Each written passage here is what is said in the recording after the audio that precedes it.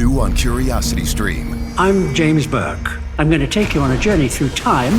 James Burke's visionary series returns, reimagined for our time. Now, this is all uncharted territory. The Washington Post hails Burke as one of the most intriguing minds in the Western world. The New York Times raves he careens from one great moment in history to another. Where do we want to go from here? Experience all new connections. So what's the next connection? With monthly, annual, and bundled plans, find the one that works for you at curiositystream.com. Welcome back to my little corner of the world. Today, I'm so excited. This is March 27th, 2023. It's spring. How about that? Really fun. I'm so glad that it's spring. I just love the atmosphere, everything about it. I could do without any tornadoes hitting the area. That would be really nice, or high winds or whatnot. Anyway, I have a great show today. It is with a wonderful person who I met many years ago at a place called This House Rocks. And the musician's name is Mark Rivera. You've probably seen the face, probably billions of times in a lot of music videos. You're probably like, I know that guy. I know that name. Well, he has played with some of music's biggest talents, from Paul McCartney and Ringo Starr to Elton John and Billy Joel, and everybody in between, like Foreigner, Hall & Oates, Paul Simon and Garfunkel. He's played with a lot of these people. He's primarily a saxophonist, but he can play zillions of instruments. Great vocalist. He even recorded an album of his own back in 2014 called Common Bond. His name is Mark Rivera, and if you really like going to Billy Joel shows, he's a big part of it. He's the guy who's doing New York State of Mind, Just the Way You Are. And we talk about this in the interview. Billy is really cool. Even though he's a solo performer and all these people back him up, it's a really great team effort. And through the show, after certain songs where they've taken the lead, Billy likes to introduce each member individually. I don't see that too much when I go to shows, so it's really interesting. Mark just wrote a book called Sideman, Pursuit of the Next Gig. Talks about how he has gotten work through the years and how he has worked incredibly hard to get all these gigs. The biggest gig right now is with Billy Joel. You'll see him in those shows. This summer, and it's already actually started, Billy has been performing with Stevie Nicks, formerly of Fleetwood Mac. Stevie is back out on the road with him, and they trade off on certain songs in the shows. Billy joins Stevie on Stop Dragging My Heart Around, and Stevie came out during Billy's set. This started in Los Angeles, so by the time you hear this, they might have done another show. They're doing a whole bunch of shows this year, so it's really amazing. And seeing the clips on YouTube, I'm really impressed. So we talk about a lot of that and much more. Mark Rivera. So I hope you really enjoyed this episode. I certainly did, or at least my chat. So this is the episode. Anyway, I'll shut up. On to the interview. Nice to see you again. Yes, absolutely. So I guess my biggest question is right now, I've been following you a lot over all the years. Why a book now? You got a lot more years ahead of you. Well, from your lips to God's ears, and I appreciate that. A young lady that I've been talking to about doing some speaking engagements, because I think I speak well enough to do some speaking engagements. So I figured that, and I'd have some photographs or some videos, and basically do a Q&A. And at one point she said, well, why don't you write a book? I'm like, no, that's what you do just as you're about to fall off stage for the rest of, or like right. As you're bowing out of the whole thing, to your point. And she said, no, it could be a very powerful tool to have to do more speaking engagements, and it's another product. I mean, nobody buys CDs anymore, so it's sad.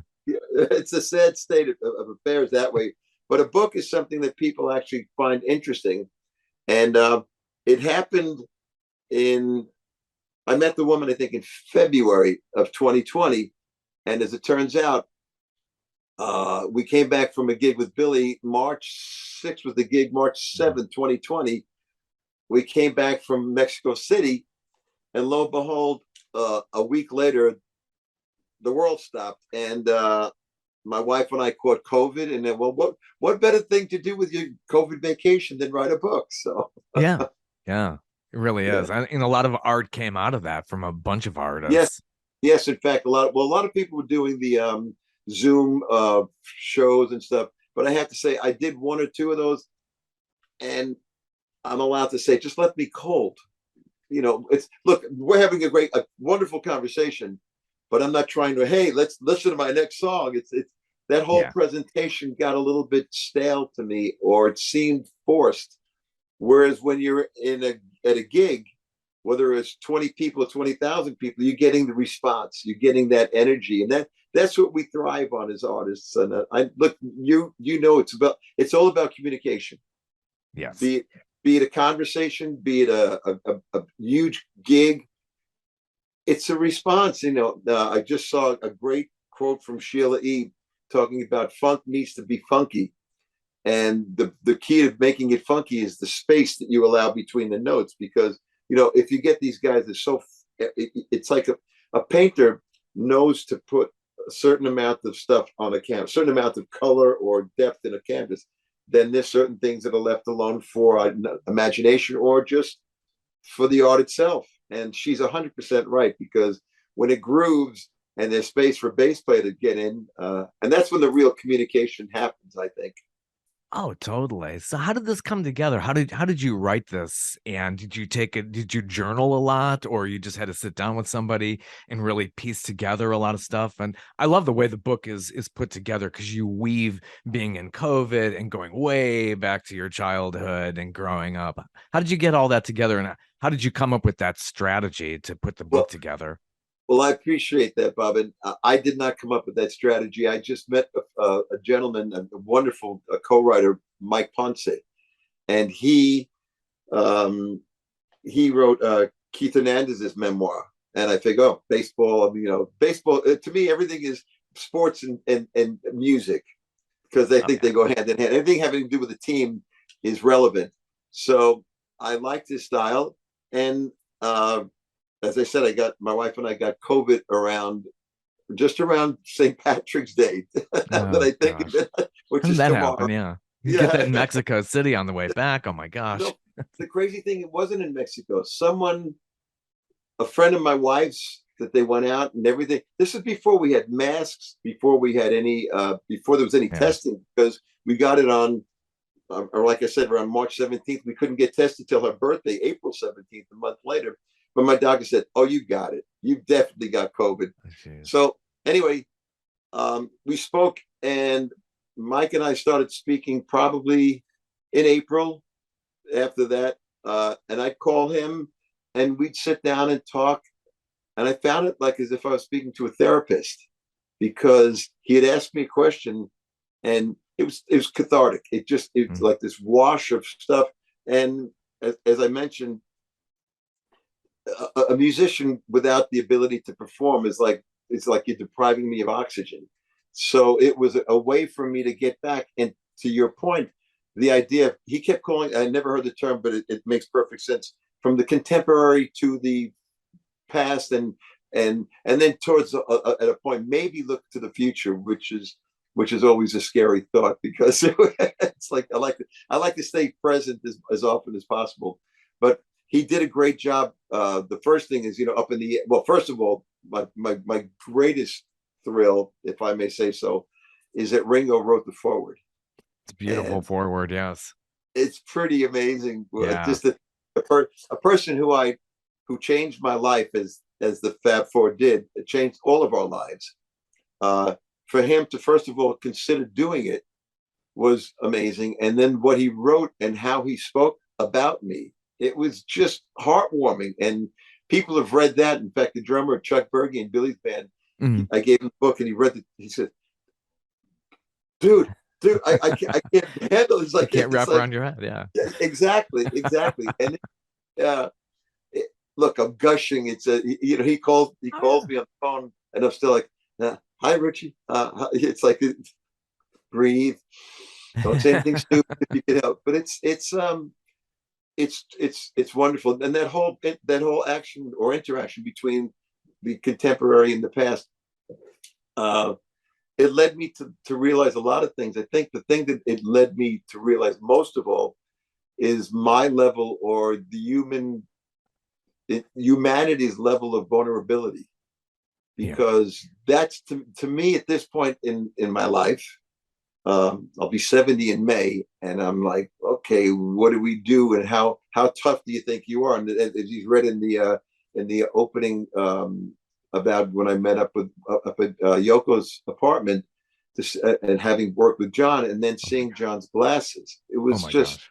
Yeah. You talk about this sense of what do they say, of impermanence, because everything could change instantaneously, and that's what I felt most connected to. In fact, a lot of friends or a lot of people who commented on the book, the first thing they say is, "We can't wait for your wife's book to come out, because she's like the rock star." And she is a rock star, yeah. Well, she's amazing. Look, it'll be 40 years we're married in May. Wow. So yeah, hello. Flies, doesn't it all fly? These things, gosh. Yeah, all these come to mind, and it's overwhelming. I've read it a couple of different times. I'm still waiting to do the audio book, because Ringo's already read his part, which I listen to it sometimes like it's him talking about me. That's great. It's wonderful. Yeah, you're gonna go into the studio and do an audio version of this? Yeah, yes. Great. And people have said, "Well, who are you going to get to do it?" I said, "I'm thinking about me." Oh yeah. And it's my voice, and I think that Mike did a wonderful job in allowing my voice to come through in the book. He did. Yeah, it's very candid. I love it. It's like as if you're speaking to us. So yeah, definitely record that. Thank you for that. Thank you, Bob. Oh yeah. I love your Ringo story and how you had to be honest and say, "Hey, Ringo, this ain't working." Or I really love that, how you have to do it. You got to be honest. Well, look, I told Paul he was wrong twice. Yeah. So the biggest beetle. Yeah. It'd be like you saying, "Yeah, Mark, I'm going to do the interview," and say, "Oh, by the way, I haven't seen your book, and who do you play?" I had an interview with somebody about a month ago talking, and he said, "So how do I call you? Are you a saxophonist?" I'm like, "Dude, did you even read a bio?" Gotta do the research, right? Yeah. So with that said, when I went to do the first rehearsal with Ringo, I was way prepared. In fact, I was prepared when I was 15 to be in that band, because, well, actually 17, because by the time like 71, Grand Funk was already happening, and Randy Bachman.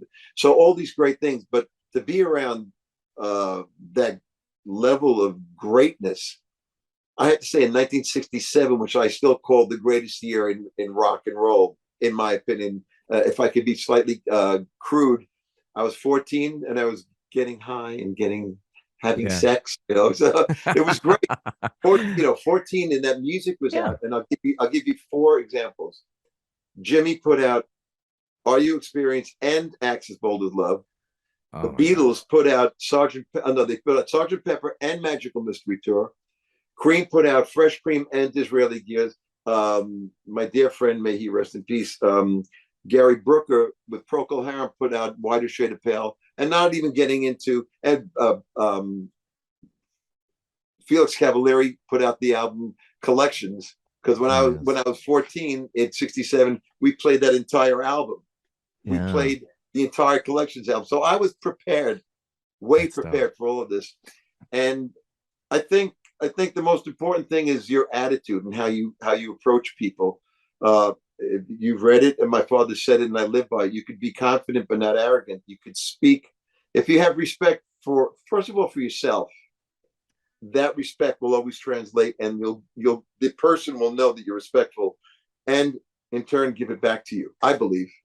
Yeah. And hearing about your scrappy upbringing and how you got instruments like basically they came off the back of a truck. And you had a cousin Vinny too. Hey, my cousin Vinny. I mean, that's classic New York, and it's so inspiring. And the fact is that my cousin Vinny, he passed away as well, and it's not even I didn't mention that in the book, but excuse me, he was in my first band. We hung out together.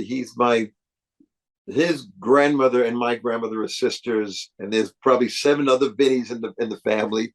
And he took me up to that gig up in the Catskills where I met Bob Livingood, and in turn ended up being in Banff, which ended up working with John Lennon, which ended up at the record plant. I met Mutt Lang, which ended up meeting. It's just the, excuse me, I really believe that the most important thing is, again, your presence.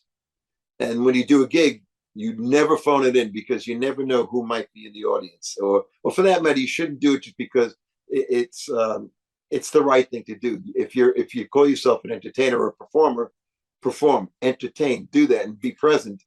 So all these things happen because Vinny drove me up to do this crappy Latin band gig playing bass. You don't want to hear that stuff again. Oh man! But the point being, there might come a time when I have to do a gig that, hey, there's going to be plenty of gigs with not the I won't always be playing with Ringo or Billy, or Right. There'll be a time when, hey, can you do this gig? And I'll say, yeah, sure, I'll do it. And then you get this like, I should have thought this one through, but excuse me, but we do what we do. We do what we do. And your smile says it all. We do what we do. Oh, it's just, I'm always in awe every single time I see you come out. It's a great team. It really is. I was backstage. I did a package on Mike Del Judas. So that's when I saw you last, was back in 2017 here at SunTrust Field here in Atlanta.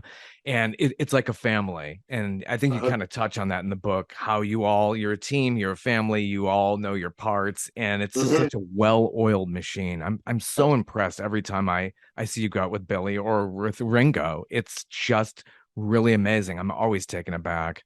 Well, I appreciate that on a number of levels, because first of all, you're 100% right. It's a unit, and I keep making the analogy or the comparison to be it a basketball team or a hockey team or any team, and that carries over to any great organization has to have a great leader. A friend of mine, Ted Leonsis, owns the Washington Capitals, and the point is, you don't get to that point in your life by thinking you know everything. Right. It's the idea of understanding you have to delegate things. Billy is like the greatest at that, because his ego, first of all, he's a tremendous writer. All that goes without saying. But the beauty is that he allows us to be thoroughbreds and not hold us back. He wants us to shine. And look at Michael's spot is tremendous. He's a phenom. It's just incredible. Crystal, myself, we get to step forward, and Billy allows that. They always say, in fact, I just missed a call again. Michael Grizel, our tour manager, says the horse is either a champion or it stinks from the neck back. So the head of the horse or the head of the organization knows how to make these things happen. And well, did you know that 1 in 4 kids in Los Angeles County struggles with hunger? Eating healthy, balanced meals is essential for kids to learn and grow. That's why Anthem Blue Cross and Common Threads have teamed up to help schools across the country learn about healthier food preparation. Here in Los Angeles, they're joined by the LA Sparks and will provide education, recipes, and knowledge to students and families about healthier meal options. Visit anthem.com/ca/sparks to learn more. Anthem Blue Cross is the trade name of Blue Cross of California. Andre Ward was an undefeated light heavyweight champion of the world, but his biggest fights weren't fought in the boxing ring. In his new book, Killing the Image, he takes you on a journey through his life of epic battles, thrilling victories, and heartbreaking defeats. This book is more than just about boxing. It's about breaking destructive generational bonds, forgiving those who have hurt us, and finding hope even in the darkest of times. Killing the Image is available now on Amazon and wherever books are sold. It is incredible. And people say, well, does it ever get old? And do you ever stand on the side of the stage? I said, first of all, there's 3 levels of the rush. There's you're standing on the side of the stage, and you're all like high-fiving each other. Michael and I are hugging each other and telling each other how, calling each other names, whatever, just getting that last bit of energy out. Again, you got the butterflies are there, so they should be. Then the next level is when the natural starts, da, da, da, and the people know it. So it's getting close. It's getting close. So then there's that. Then the lights go out. There's that, and we're going on, and the crowd's got this. It's like this dense, well, not even pink, like purple noise coming around. It's amazing. But then when the light hits Billy, it explodes. Yeah. And I tell people, if you ever came on the side of the stage, just for a moment, if that doesn't get your adrenaline going, if that doesn't bring your heart rate up, you need to check your pulse, because you might have passed out already. Exactly. Yeah, it's mesmerizing how he comes on. I love the walk-on music, and just the crowd just roars. How do you come down off of that every night at a Billy Joel show? It depends. For the most part, I'm driving home, because I like to get home, or I might spend the night in the city. And if we're in the city, there's two 12-passenger vans, are like 4 and 6 or 6 and 6, whatever it is, going back to the hotel. And for the most part, we've just won the Super Bowl, if you think about it. Yeah. In fact, are you familiar with the baseball player Paul O'Neill? Oh yeah. Okay, he and I are good friends, and we were in Cincinnati, and Billy was doing, I think, And So It Goes. So it was a solo spot, and I told Paul, I said, come back here behind, at the time, with Liberty's drums. I said, look out there. He goes, whoa, it's amazing. We're at his stadium, because he played for Cincinnati before the Yankees. I said, the only difference between when we play here and you play here? He goes, what's that? I said, we never lose. And he said, but he knew I was right, because we get out there and we always win. We always win. And if anyone had an off night, if that might be the case, there's everyone vibing each other up. There are nights when Crystal might have a moment that she needs some love, or I need it, and she's there to give it, and I'm there to give it to her. I mean, I could touch her every night. Yeah. And every time I go down to at the moment in the Italian restaurant, Michael and I, Billy's line before, I'll meet you anytime you want. And I walk up to Michael and said, do you not understand anytime? His line is, what's the holdup? So we do these De Niro bits between each other, and it's just this great family. It's fun. Yeah. Because if you're not having a good time, how could the audience possibly have a good time? Yeah, you all had a saying way back in the day before this band. It was like, suck my wad, $5. I love that. I was like, it's so really nice, and it does it breaks through, and it makes it so much more comfortable for all of you to just really feel your best on stage. Absolutely, Bob. We do that exactly. It's just fun. It's just a lot of fun. Yeah, it's the whole house comes together on like And So It Goes, and you guys just did that at SoFi Stadium and had Stevie Nicks join in, and it's a moment there. It's like everybody comes together. You got 70,000 people in there. I got to tell you, that show, and there are people. I felt from day one it was going to be magic. I felt it was going to be magical, because her catalog, all that's gone on. And having lost Christy McVie, Billy hasn't had a record out. It's coming on 30 years now. Oh my gosh, that went fast. Stevie's last album, her solo record. I mean, aside from Rumors, was 77, and her last solo record, I think, was 87 or 88. Is that right? Yeah, it's about right. Yeah. So we're talking about 35 years. Yeah. Who collectively haven't had records for 65 years. They just don't need to write anymore, right? Well, that's Billy's theory. Well, who are we going to compare me to? My old self? And I mean, Tony Bennett refers to him as the walking American songbook. How much better can you possibly do than that? It's amazing. Look, I speak of him. The point is, with both Billy and Ringo, I work with them. I don't work for them. I don't feel like, it's a job. This group effort is amazing. He just makes it easy. Yeah. I mean, I think this, but I think everyone should know this. Throughout the pandemic, Billy paid us as if nothing happened. Yeah, Billy, I was saying that. That's amazing. The band, the crew, the truck drivers, everybody. Yeah. And people have this like, he could afford it. That's true. And so could all these other performers. but he did it. Yeah. Did it, and that's the line in the sand. Yeah. And I speak of him with great humility that I'm still there, and pride to be part of this thing. But he's a friend, and he's a guy's guy. He really is. Yeah. Yeah. So totally. He seems like he's his own worst critic. That's the whole thing. He no seems doubt. to be. You don't need the critics. He's hard on himself. He can't even take a compliment.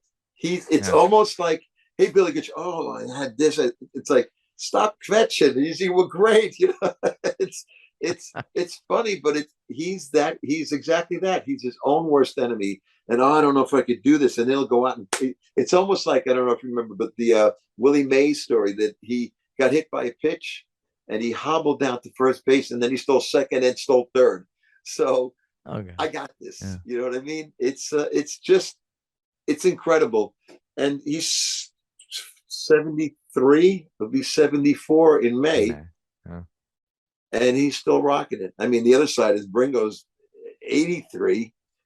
Right, he'll be 83 great. In July. He's spectacular. Oh, gosh, he's got 3 different trainers. One of them is a cardio, one is a stretching like yoga, and one is a like physical.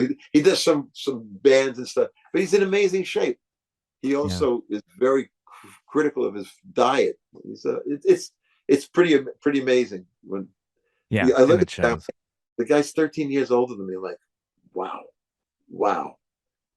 And out there, come on, man. It's like, he's so into it. He's doing jumping jacks at the end of the set, at the end of the show. Yeah. And this whole thing, Peace and Love, is for real. Yeah. He does believe it. No one exemplifies that gratitude and that sense of empathy and compassion for people. I've never met anyone quite like that. I was blessed. My father was very much like that. He was very caring, and both my parents. I think about some of the things that I hear people say about their past and their backgrounds. I have not one day to be. I have nothing to be upset about. I'm possibly the luckiest person you'll ever do a Zoom with. So, I know it, and that's part of the whole thing in itself. Being aware that you are blessed, because people who are blessed, or people who have all these things, they squander the real value of it, or the real joy, by the next million, or the next record, or the next. It's like, dude, be grateful.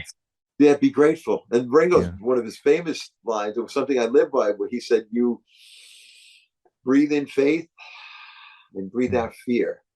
It's like yoga. It's just all, and it's all true. He's I mean, look, who am I talking about? 2 of the biggest, greatest artists ever, and they're my friends.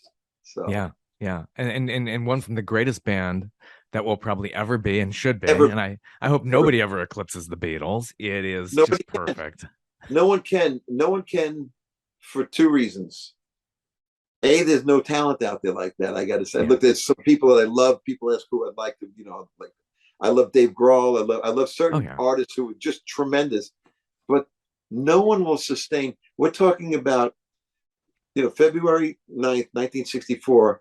Next February, it will be 60 years that I saw that show, and I could read. In fact, on the way home from LA on the Delta flight, I watched A Hard Day's Night, and I'm like, you're still laughing, and the guys are still. You wish that you could have been around, and they joke about how they run away because they never. Ringo always used to say that I never had a life in that period of time. There were 4 of us, 2 of us in 2 different rooms.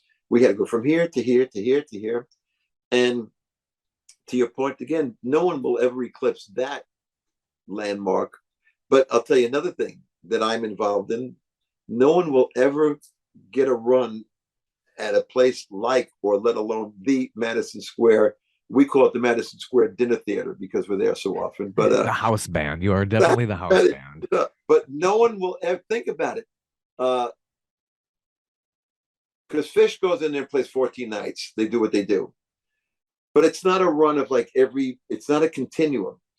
I don't know anybody who has the legs or the the staying power Mhm. to draw people back. I remember Billy saying, well, as long as there's butts and seats, I'll do it. He was probably thinking, we'll get 2 or 3 years, maybe 4.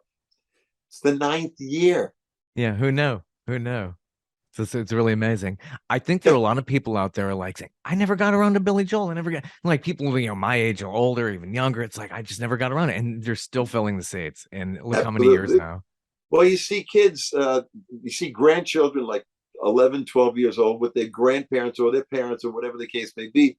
And Billy, there's a couple of kids, Billy buys the front 2 rows. Yeah. You know that, right? Yes, yes. It's very good. Which is brilliant because there are people, in fact, the other night, there were 5 levels at SoFi. So that he got people from the 5th tier to come down. Wow. People are out of their minds because they came from having a nosebleed to coming down to literally being right there. And once in a while at the Garden, he'll be singing a song, and I'm looking at it, and I see like some 12-year-old, 14-year-old girl.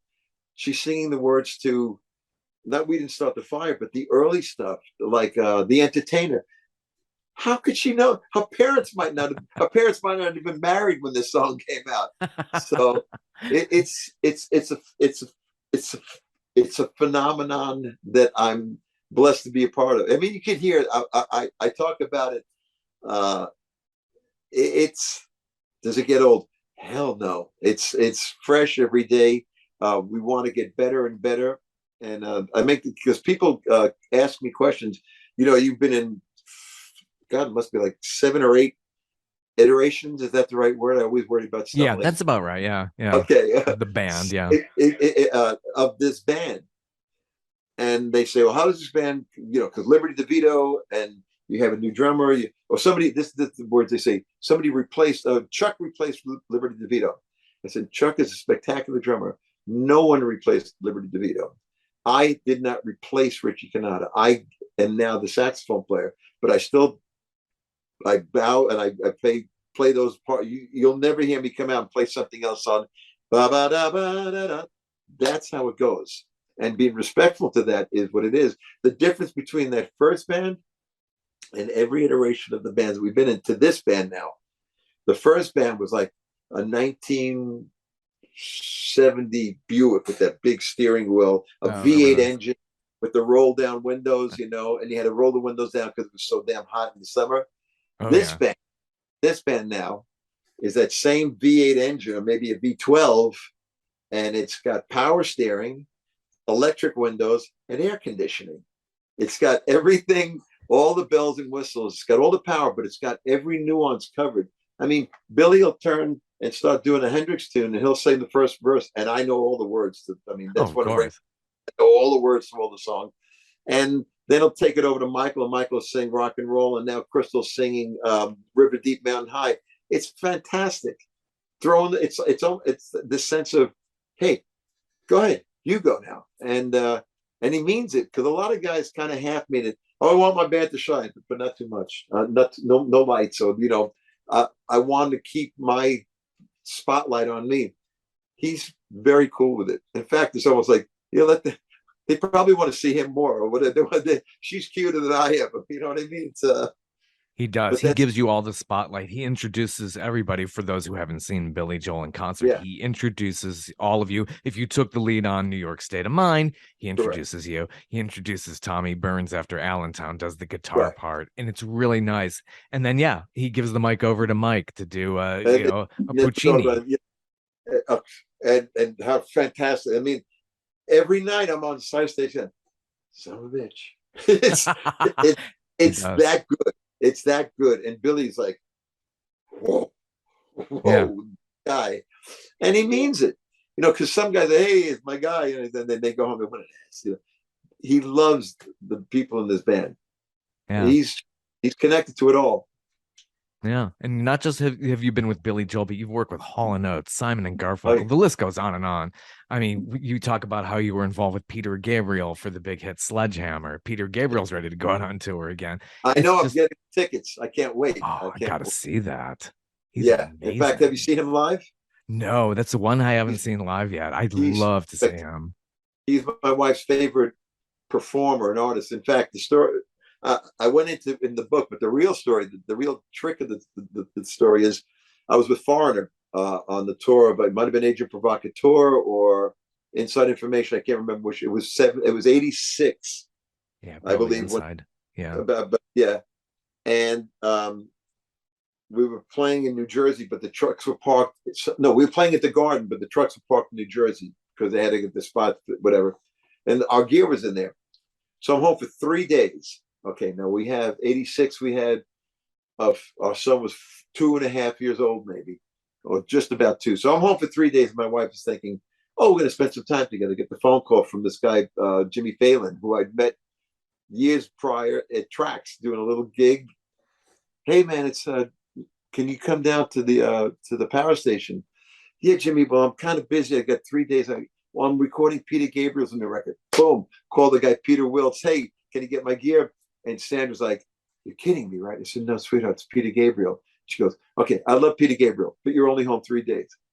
All of that happens. I do the gig, come home that night with my tail between my legs, maybe some flowers or whatever I could do, some branch, an olive branch, and it goes smoothly. So I go back on the road with Foreigner. Fast forward about 4 months later, I'm back home driving. My wife and Dario, our son, is in the back seat, and my wife says, "That's our favorite song. I love that song." And Dario is like bopping to it. I said, "That's the song that you wanted to kill me when I wanted to leave the house." So I always say, therein lies the power of radio. So. Oh gosh, yeah. How is it when you first hear yourself on the radio? It's got to be amazing. Terrestrial radio. Well, the first time I heard Urgent and Jukebox Hero, because Mutt, Lou, myself, and Ian Lloyd sang all the backgrounds on that whole record. The first time I heard those two songs in particular, and Waiting for a Girl Like You. Judy was boring. Hello. Then Judy discovered ChumbaCasino.com. It's my little escape. Now Judy's the life of the party. Oh, baby, mama's bringing home the bacon. Whoa, take it easy, Judy. The Chumba life is for everybody. So go to ChumbaCasino.com and play over 100 casino-style games. Join today and play for free for your chance to redeem some serious prizes. ChumbaCasino.com. No purchase necessary. Void where prohibited by law. 18 plus terms and conditions apply. See website for details. With the Lucky Land Slots, you can get lucky just about anywhere. This is your captain speaking. We've got clear runway and the weather's fine, but we're just going to circle up here a while and get lucky. No, nothing like that. It's just these cash prizes add up quick. So I suggest you sit back, keep your tray table upright, and start getting lucky. Play for free at LuckyLandSlots.com. Are you feeling lucky? No purchase necessary. Void where prohibited by law. 18 plus terms and conditions apply. See website for details. I was in California, San Francisco, and it was just like, it's real. Because I've been in bands, I played cover bands, but I was also in a band, Tycoon. We had a moderate hit, and that came and went. In fact, the band lasted about as long as the record went around twice. But to hear Urgent and to hear my bits before Junior Solo, and to hear Jukebox Hero, and it's one thing to be in the studio and you have these huge speakers and they're doing the playbacks, which is great. But it's another thing entirely when you're in a car and all the compression and you're in a car hearing yourself on the radio for the first time. I'll never forget that. I'll never forget. In fact, it was in a cab and I told the guy, turn that up. And it was like, that's me on the radio. But it was crazy. It was crazy good how the experience, it's transforming. Yeah, it's a labor of love, and especially recording Foreigner 4. What was that experience like getting into the studio with them? And you have some interesting stories about how they play foosball and things like that. Oh, yeah, it was crazy. I had just done a gig at this club in Manhattan called Trax, where everyone had played, and you did auditions for record companies. You did all these different things. And one night, the night that the No Nukes concert was happening, I'd already played there with a bunch of people. Bet Sussman, who was Whitney Houston's MD, Yogi Horton, may he rest in peace. Jimmy Rip, who'd been out, he did the Killers album. I can't think of the Killers' name. Jerry Lee Lewis, he was out. Jimmy was out with Mick Jagger for a long time. Anyway, I just gotten done doing the gig, and I get home, and Jimmy Polis, the guy who owns JP's and Track, says, "Mark, you got to come back." I lived in a 6th floor walk-up at the time. I said, "Man, I'm kind of beat." He goes, "The No News concert just got let out." And lo and behold, I got to sing background vocals with Bonnie Raitt, James Taylor, and Bette Sussman. The three of us sang some harmony. Jackson Browne was there, Russ Kunkel, Bob Glob, from all these great West Coast players. And another time, I was playing another gig, came home, walked up the 6th floor, walk up, and the phone rings. "Hello, Marcus, it's Mutt." I'm like, "Hey man, what's happening?" "Oh, it's I'm actually recording tonight. I'm wondering if you could pop down Electric Lady Studios." I'm like, "Shag, can we do it another time?" He goes, "Actually, I'm recording Foreigner's new record, and we need a." I said, boom, hung up the phone. I was in a cab and gone. So, as the story goes in the book, I get to meet Lou and Mick, and they have drinks and carrying on, playing football. The first thing I do, I get in there, and the horn is still kind of warm. So I play. The first time, we were still getting a headphone mix. And don't think about it, just react. I hit, it's just a break, 4 measures and then 8 measures. And that's all it was, total of 12 measures of music. Yeah, it's 4 measures and 8 measures. I had to get into my head. But it's just myself and Dennis Elliott. So I did that, and I'm still getting a headphone mix, and it wasn't right. It was, whatever it was. So they come in, Mick and Lou. "Well, why don't you? I'd like you to try this and try that." And I go and start playing, and they run off. There's a bottle of vodka. They go off, and they're playing foosball again. So the joke was, vodka foosball take, vodka foosball take. This goes on for like 4 hours. Now it's about 3:30, 4 o'clock in the morning, and my lip is like, "Don't you hear?" At this point, and Mutt calls Mick and Lou in. He says, "Tench, I'd like you to hear something." And he presses the playback button. And Mick says, "That's fantastic. It's like Morse code. It's perfect. It's perfect." And Mutt says, "That's the first thing he played when he walked in." Classic story. And not unlike Sledgehammer, which is the same thing. But the most important thing to our conversation earlier, is communication. What was I doing? I was reacting. I didn't have a preconceived idea. The first time I heard those both huge songs, I played something that was a reaction. In fact, Jimmy Braylauer, a co-writer and producer I worked with forever, he always says, "Buddy, once you played it and somebody else is telling you how to play that part you played in this measure," he goes, "it's gone. You're more than likely not going to get the magic." And if back in the day when Mutt was brilliant, he would never lose that first take. Think about it. That could have been gone. And I could have not been asked to come back. Then he told them, "Oh, by the way, he sings, he plays guitar, he plays keyboard, blah, blah, blah." He was my what's the word? My advocate for the whole, he championed me getting in that band. Next thing I know, I'm singing Jukebox Hero with Mutt Lange, Lou Gramm, and Ian Lloyd. Remember Ian Lloyd from Stories? Oh, yeah. Yeah. Amazing. Yeah, so the 4 of us are in there singing, and I'm like, really cool. So, but I have Mutt to thank for all of that. Yeah, it all comes around though, because then Lou Gramm and Mick Jones joined you all in concert at the Garden. Yes. How was that night? That must have been very interesting. How somebody comes back, just like if Mellencamp comes back, Crystal worked with Mellencamp back in the day. Right. It was amazing because Lou had been through brain tumor, and I hadn't seen Mick, because I always call Lou on his birthday and I call Mick on his birthday, and very rarely get a call back. I'm not upset, but I'm just saying this is how things go, and make sure this is. Could I get this as spam? So Lots of spam, yeah. I'm sorry. So we've spoken about it because there was going to be a documentary. The Foreigner did a documentary soon after that, and they were asking Billy to come speak at I think it was Electric Lady, because that's where they did 4, and it was kind of like Billy saying, "Hey, this is great. Do you think they would come and play?" And the only one who would really had the connection with him was myself. So I got in touch with the people. I think it might have been at the time Robert Irvine, may he rest in peace. There's so many people. I hate saying that so often. Yeah. But so we got in touch, and I can't remember the gentleman who's now the manager. It'll come to me probably once we're done. But anyway, I was in communication with them, and we figured out, could we do 2 songs? I think we did Urgent and was it Feels Like the First Time? Or Hot Blooded? I'm trying to think what the second song was. Yeah, it's all over YouTube if you want to look those up. It's always 2 songs. Definitely Urgent. And getting to sing, because before they got there, we had to run through the paces. So I sang Urgent. And everybody said, "Oh, that's really cool. That sounds great." So, yeah, it's really great. And then Lou got up like, screw him. Lou Gramm just sang it. It was like all over. He has one of the most identifiable voices ever in rock and roll.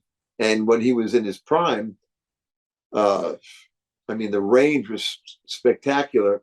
And singing backgrounds with he and Bobby Mayo, may he also rest in peace, was an incredible joy. I mean, not to get too visual here, but after a gig, we take a shower, and 3 of us did real quick rinse, and all of a sudden we break into a Beatles song, 3-part harmony. I took the Paul, or no, Lou took the Paul, I took the John, and Bobby. It was incredible. Just 3-part harmony in a shower, and with 2 of my dearest friends ever. It was just unbelievable. Greatest acoustics in the shower. Break out the Beatles. Amen. Oh, amazing. Saying you work with Paul McCartney at Ringo's, was it his 70th birthday? At Radio City. Yeah, Joe Walsh calls me. He says, "Hey, Mark, Paul wants to sing. Paul?" I said, "Yeah, Joe, I know Paul. He wants to do birthday." So as the story goes, I'm sure you read it. We run through it one time, and Paul didn't play through the bass part, so you had to correct him. But you're talking about Joe Walsh, Rick Derringer, Edgar Winter, myself, and Greg Bissonette, and I'm correcting Paul. But again, that's what I was asked to do. Joe said, "Could you run the band through the paces?" I said, "Sure." So he did it. The first time he forgot, it goes, the bass plays through. He didn't play through. So I corrected him. "Oh, thanks a lot, mate." Second time, after that, 7, 8, 2 measures. And then, "Yes, we're going to a party." But he came in 2 measures early. So everyone's like, "We're done. Just don't say anything." It was great. By the way, Paul, you came in 2 measures early. And at this point, I'm sure Joe and Rick Derringer are thinking, we're all going to get cut. So Paul graciously turns to me and says, I haven't done this in a long time. He goes, "I'll tell you what, mate, we'll play it again. This time I'll play the bass and you sing it and I'll sort it out." So the third time we're playing Birthday, Paul's playing bass. Well, I should say Paul is my bass player while I'm singing Birthday. It was one of the most surreal moments in my life. And it's crazy. It's just crazy to think that by doing the right thing, things happen. And if you don't do the right thing, if I let that slip through the cracks, you couldn't live with yourself. Yeah, I would feel terrible. And if it came off, and if I didn't tell Paul, if he played just it knew it, because that bass plays through, and it's that Hofner. Yeah, I call it the Mona Lisa. He's waving his bass guitar. There's a great photograph that Rob Shanahan took. I just bought for my friend John Grado's birthday. It's Ringo and Paul just before they're about to bow, and Paul's got, I call it the Mona Lisa, up in his arms. Oh yeah, waving it. But you can't put a value on that guitar. Yeah, you can't. He'd start. I think one of his tours. Yeah, there was a shadow of him and him holding the Hofner. I was like, yeah, oh, it's iconic. It totally is. But you're more than just a sax player. You're multi-instrumentalist, and you sing, and you came out with a solo album almost 10 years ago, 2014's Common Bond. Yeah. Yes. That's a beautiful album. It's in my iTunes. I run to that. Thank you. And I got and Ringo, once again, Jimmy Braylauer, the producer and co-writer of most of the songs. We'd already done the track. The track was done to a bunch of guitars. This guy Johnny Gale played, And then we put the rhythm section together as the Conti brothers, Jeff Gazee, and Charlie Drayton was playing drums. And it was great. But there was something about the track that needed some kind of it needed a swing. It needed a shuffle. And Jimmy says, hey, buddy, why don't you call your friend, the drummer from England? I said, no. He said, buddy, you ask him. He says, no, we're right where we are. He said, lo and behold, I said, Richie, I have a song I think you'd play great. Oh, send it to me. I'll play along. So he's banging the drums. And now we have Ringo Starr playing drums on the song called Money, Money, Money, but nobody played to Ringo. Yeah. So how crazy is that? So again, Jimmy Braylow said, buddy, we got to get somebody to play along with Ringo. So we called Will Lee from Letterman's. Well, Will Lee. Very well, Will yeah. just his own person. And said, well, there's a couple of songs I want to play. One song, Lorraine, which is the first song on the album. I said, there's another song I'd like you to play. Well, what's the other song? I said, it's called Money, Money, Money. I'm like, yeah. Okay. He said, okay. I said, Ringo played drums. He goes, when could you be here? It's like, sure enough. And what they did together was just brilliant because you finally had a drummer and the bass player playing together. Because up until then, it was piecemeal. And Jimmy's just brilliant. He knows how to ask the right. You can only ask a question, and the answer is either yes or no. Do you want to do you want to have an interview? Yeah.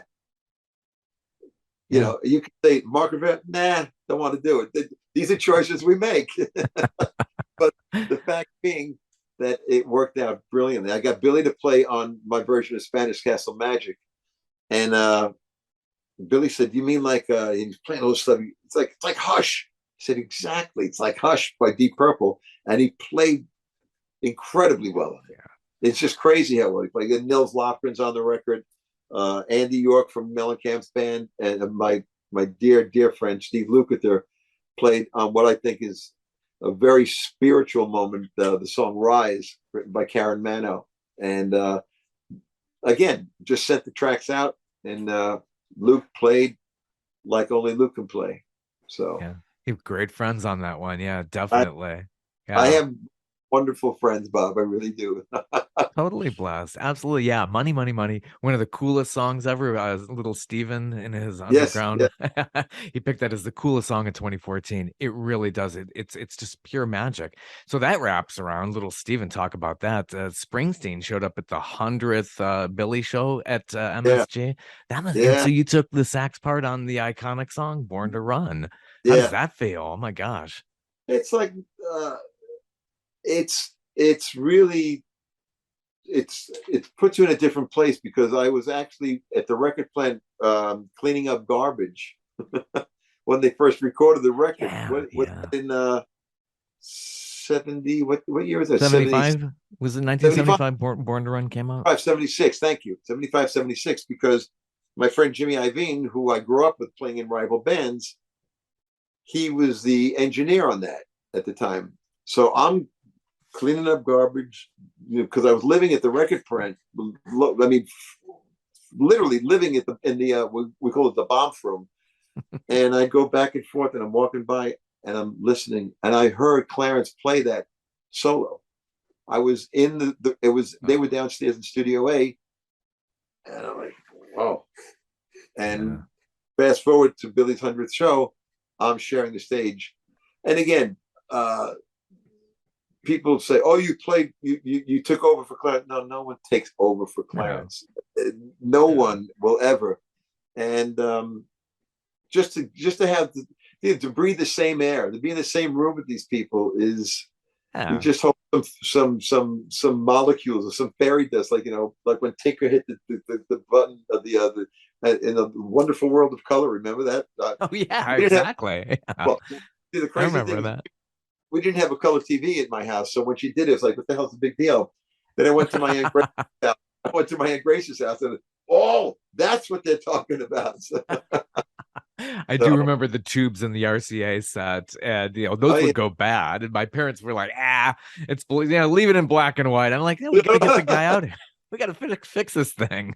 Unbelievable. Yeah, Where did gives you grow away up? the age. Pardon? Where did you grow up? I grew up in Cleveland, Ohio, the birth of rock and roll. That's there you go. Yeah, I remember every Friday, this DJ named Kid Leo played Born to Run, and that's what was my exposure to Springsteen, who was a god in Cleveland, Ohio. Oh, wow. Wow, that's amazing. Yeah, Yeah. Cleveland does. I got to say, Cleveland's one of my favorite places to play. It's Oh, totally. Great venues there too. Yeah, I guess the great last time, you guys have been there a few times. yeah, a bunch of times. I've been there with a bunch of different people, but I remember when with Foreigner about 1985, Joe Walsh was opening up for us, and that's where Joe spent a lot of time. Joe with the James Gang and just this whole scene, and that was the last show on a particular tour, if I remember right. And where did we go? Swingos.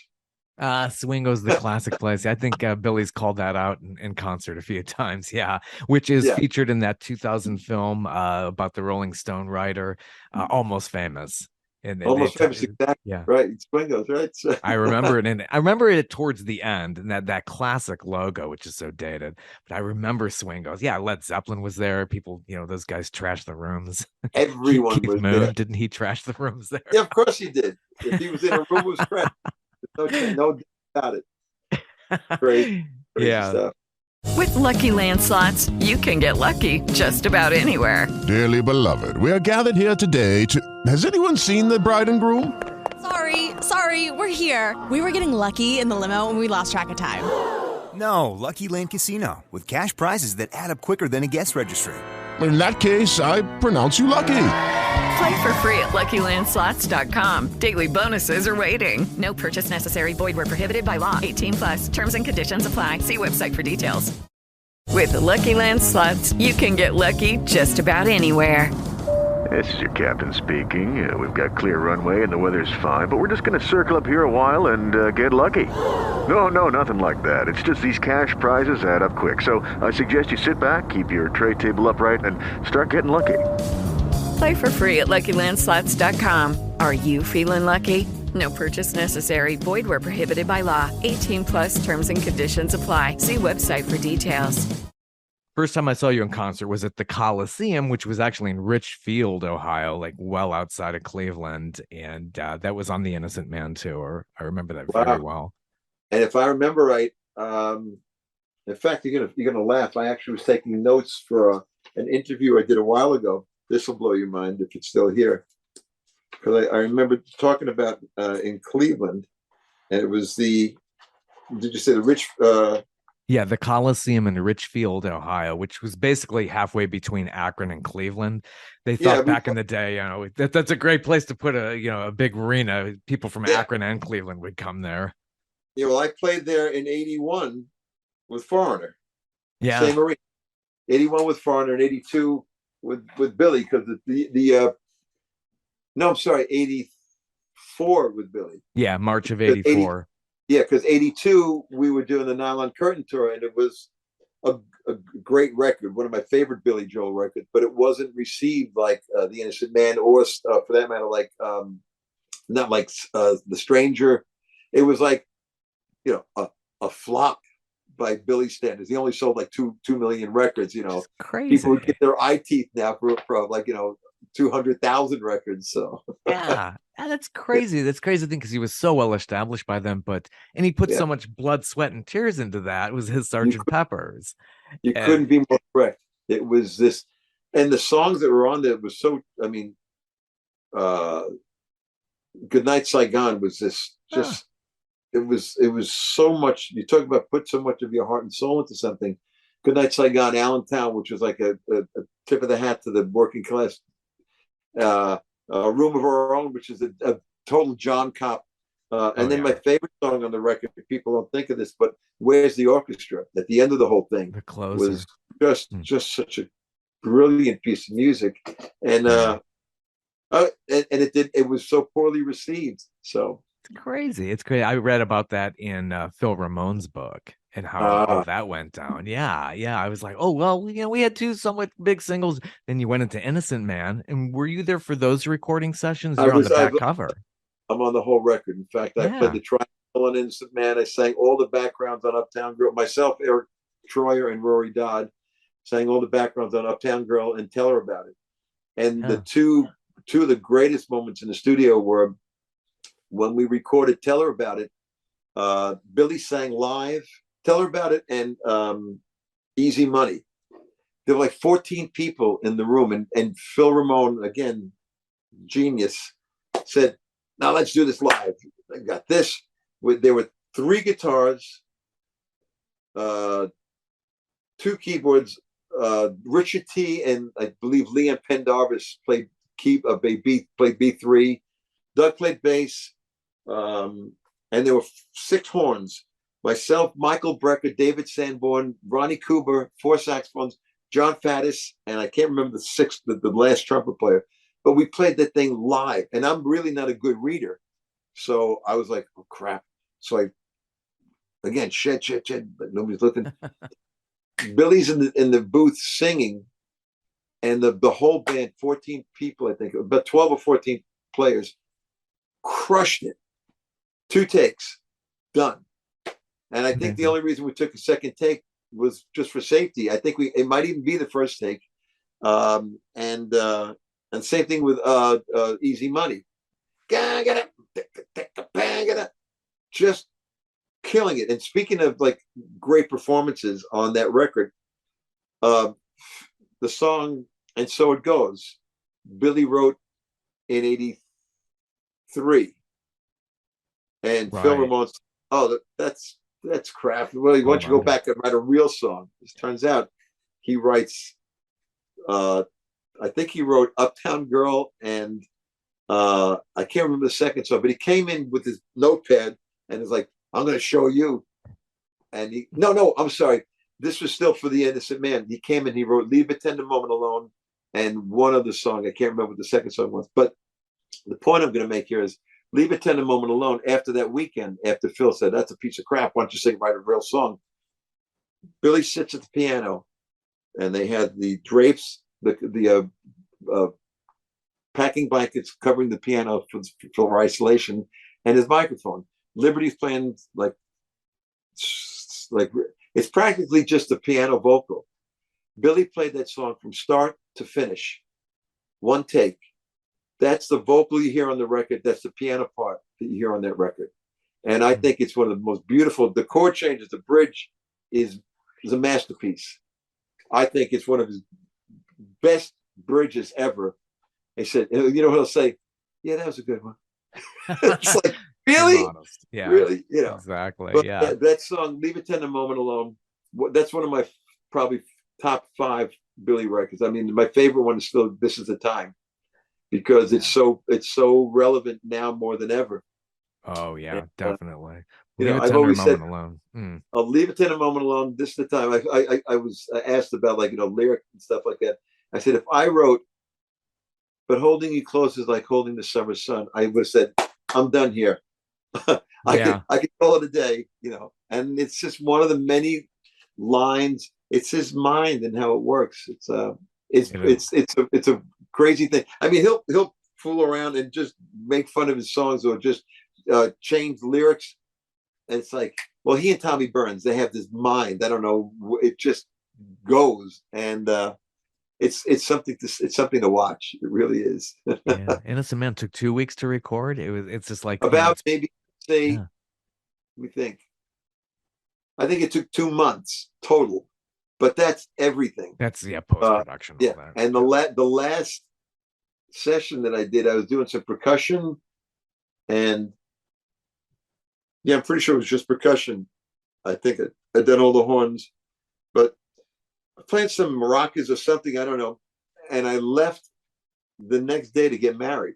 So I had to be finished by a certain time, because the wedding was scheduled May 21st. I kind of had to and I got married in Switzerland. So I had to get my butt in gear, get home, get up the next day. It was talking about by the skin of your teeth. Oh, for sure. So it goes on. You still have the residency every month at Madison Square Garden with Stevie Nicks for a while now. It's good. Yeah. They're adding more and more dates. Yeah. Look, I can't see him just saying at some point it will be done, but I mean, we're at like 88 or 89 shows. I'd be I'd be shocked if we didn't do 100 or go on from there. It's all his call. It's all, you know. I always tell him my dance card's free. If you need something, just call me. You know. But we have 9 shows on the books for this year with Stevie Nicks already. We've already done the one. There are 8 more, and I'll tell you, if you get a chance to see that, it's tremendous. We started to talk about it before. Stevie's band is fantastic. Waddy Wattal on guitar.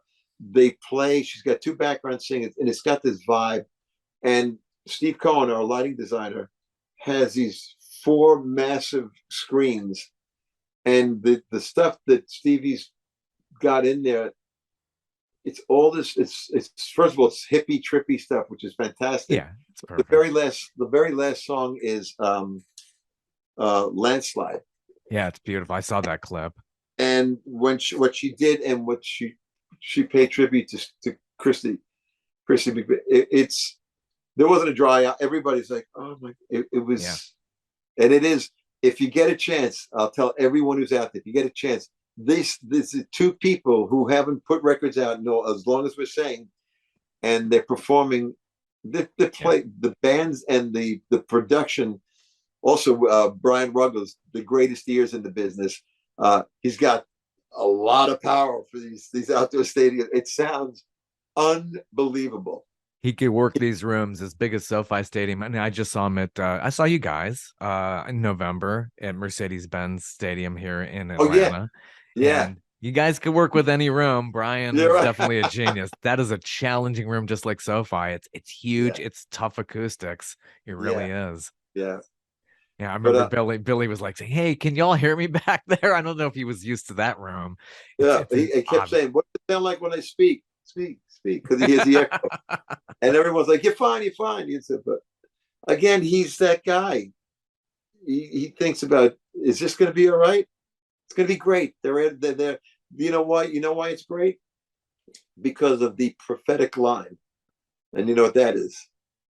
Because you know that it's because you know that it's me they've been coming to see, to forget about for a while. And at this point in our lives, at this point in humanity, we have a lot to forget about. Through COVID, through all these, the war, it's just incredible. I won't get too heavy, but the greed and the things that are going on in life, and the people are just hurting. That when they come out and see him, it's almost like, it's like they're bathed in this good time. It's entertainment. And every one of his songs, people come up at the end of the night, and I hear the same story, and I'm always like, yeah, I know what you mean. I have to keep it fresh, because they'll say Billy's song such and such. It's like a 3-minute snapshot of my life. And I've heard that so many times, but of course they're right, because to me, Rubber Soul or Magic, any one of those great, Revolver, which is my favorite. I love that new mix. It's amazing. I have that. Yeah. So my point is, those are my snapshots. And through like the 60s and 70s, that's where I was coming up. Billy's music is great, and I learned about it. I didn't have any Billy Joel records when I first did the audition. Yeah, it's just how it is. But I've grown to Yeah, you knew about Piano Man, you knew about that stuff, but it was like, you just, it's funny in these businesses, especially in the arts, you fell into it. It's just like you knew somebody who knew somebody, and you wound up where you did. It's exactly that. And the crazy thing is, as I was going through for the audition, I listened, like, the stuff is actually really, really good. He's a tunesmith, a wordsmith. He's just, because you forget about, you think about it. The Piano Man is a limerick, and you think, oh, it's kind of catchy, tricky.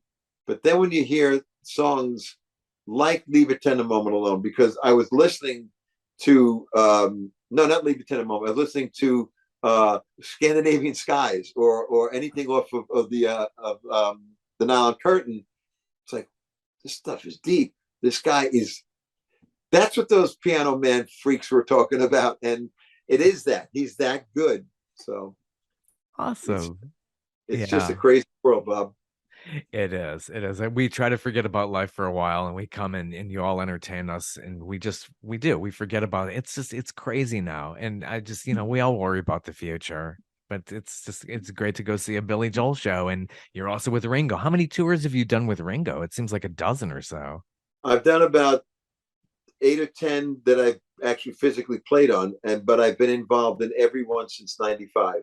So I mean, every iteration, every band, that every guy who's been in there. This current band is fantastic. I love Luke, and Greg Bisonet is like one of my favorite musicians in the world. He's Ringo's right hand, or left hand if you're looking on stage, but he's Ringo's go-to guy.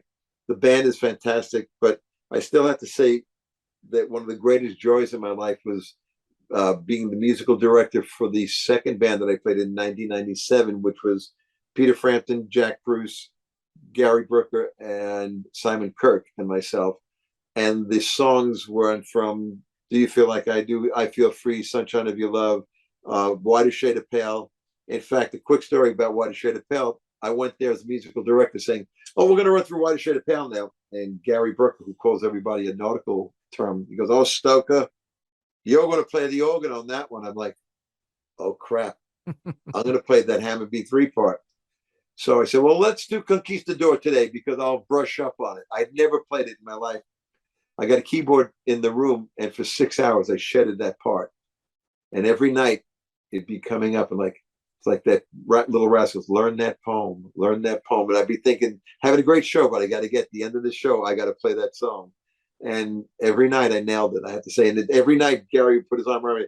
"How about Mark Rivera on the organ?" I'm like, what an absolute joy to play a Hammond B3 and hear his voice.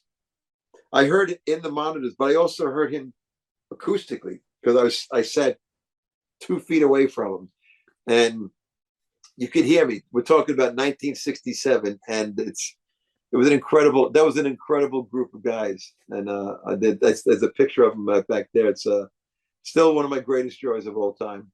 Yeah, Cream, one of the best groups of all time too. Disraeli Gears. Oh my gosh, what a great album, Fresh Cream. And then another one of your inspirations, Jeff Beck. And seeing you guys do that tribute to Jeff Beck was just really sweet. I was so sad to hear him pass in January. And also in the book, you saw the band that I was in with Mick and Jagger. Yeah, it was like I told my wife, I'm gonna be a rock star. I'm gonna be with Mick Jagger and Jeff Beck. I gotta buy a new pair of leather pants. And she'd go, "If that's what you think." It's always like, "Yeah, go ahead, dream on, little boy." So at least you got to be there with Mick Jagger. I mean, come on, gosh, it doesn't get any better. Mick, and I was with Jeff Beck. I was like maybe 5-6 feet away from his amplifier, and it was spectacular. Mick and Doug Wimbish played bass. It was, to think about that, to think about all the different things. And that's something someone said, if you hadn't been the sideman, if I was in a band, in just one band, there's probably no chance that I could have had all these opportunities to have been a part of all these things. So it's a double. It's, "Oh, you're just a sideman." Yeah, but I'm a sideman. It's like, to who? And along with whom? So great stories. Get that book, Sideman in Pursuit of the Next Gig. It's available everywhere. I got that on Nook. You can get it hard copy, Barnes & Noble, all those places. Or Amazon, just look, most importantly, Bob, I appreciate the fact that, aside from the fact that you read it, I really am very grateful that you dug it and it moved you, because that's the point of doing something. Not unlike a song, it's supposed to move you. And I did bear a lot of my soul. There were a lot of times that it was not as good. Everyone thinks, I got to be wealthy beyond anybody's dreams. There were times when I didn't have anything. And and the lady upstairs, a lot of and that's I think the more personally, the more you're able to go inside, the more global it becomes, the more everyone can relate to it. So true. Well, thank you so much for joining me. It was wonderful hearing from you again. I hope to see you guys again soon. God willing, it'll be very soon. And like I said, everyone who has a chance to get out and see this Billy Joel Stevie Nicks show, please do yourself a favor. And Bob, You're an absolute joy and a gentleman to have allowed me into your world. Be safe out there. Peace and love, everyone. Peace and love. See you soon. Take care. God bless. Bye-bye. With the Lucky Land Slots, you can get lucky just about anywhere. This is your captain speaking. We've got clear runway and the weather's fine, but we're just going to circle up here a while and get lucky. No, nothing like that. It's just these cash prizes add up quick. So I suggest you sit back, keep your tray table upright, and start getting lucky. Play for free at LuckyLandSlots.com. Are you feeling lucky? No purchase necessary. Void where prohibited by law. 18+ terms and conditions apply. See website for details.